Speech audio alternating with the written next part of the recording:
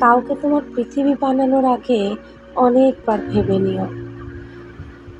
একটা মানুষ কখনোই তোমার পৃথিবী হতে পারে না, হওয়া সম্ভব না।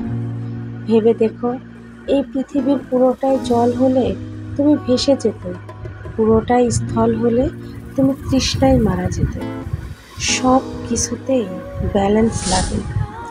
শুধু চা পাতা দিয়ে চা হয় না, শুধু চিনি দিয়েও চা হয় না। দুটোই লাগে, পরিমিত পরিমাণে লাগে। তোমাকে পরিমাণটা বুঝতে হবে, কতটুকু তুমি দিচ্ছ একটা মানুষকে, কতটুকু দেওয়া দরকার। প্রশ্ন করো নিজেকে, সময় থাকতেই প্রশ্ন করো। ভালো লাগা থাকবেই। ভালো লাগা মানুষকে অন্ধ করে দেয়। অন্ধ মানুষ একটা হাত পেলেই তাকে ভরসা করতে শুরু করে। সে জানে না ওই হাতটা তাকে গন্তব্যে পৌঁছবে নাকি মাঝপথে ছেড়ে দেবে। অন্ধ মানুষটা মাঝে মাঝে হেরে যায়, বিশ্বাস করে ভরসা করে হেরে যায়। চোখ থাকার পরও অন্ধ হয়ে হেরে যেও না। এই পৃথিবী হেরে যাওয়া মানুষের মন রাখো।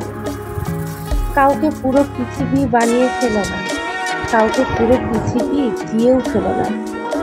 এই কথাগুলো বুঝতে বুঝতে অনেকটা সময় পার করে ফেলেছি নিজের জীবন থেকে।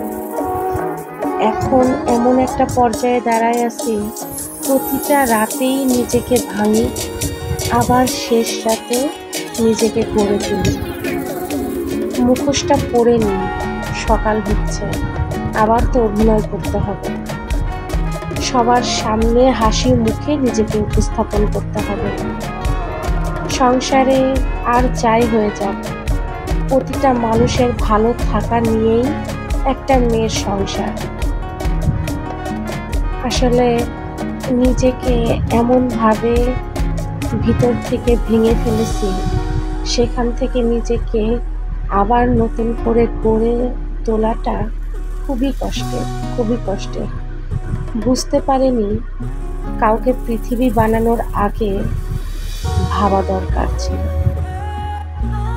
অন্ধ হয়ে গেছিলাম, একদম অন্ধ হয়ে গেছিলাম।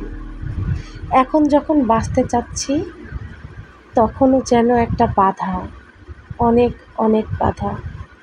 ভালো থাকবেন সবাই। আসসালামু আলাইকুম।